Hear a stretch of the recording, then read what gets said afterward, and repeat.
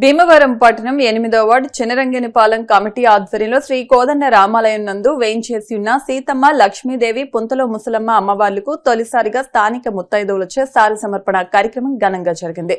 కార్యక్రమంలో పాల్గొన్న వారికి లక్కీ డ్రా తీశారు.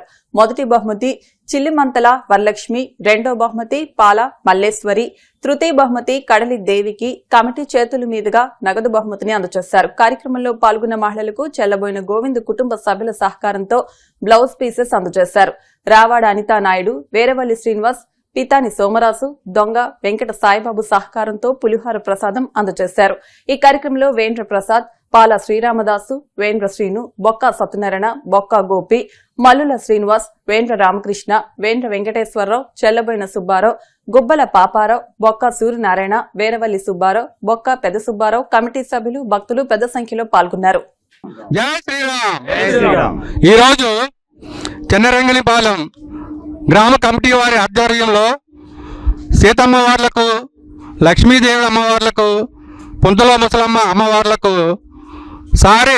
తొలిసారిగా కార్యక్రమం ఏర్పాటు చేయడం జరిగింది. ఈ భారీ మహోత్సవానికి వేలాదిగా ముత్తైదువులు, గ్రామ పెద్దలు, పిన్నలు అందరూ కూడా పాల్గొని జయప్రదం చేసినారు. కావున గ్రామ కమిటీ సభ్యులకు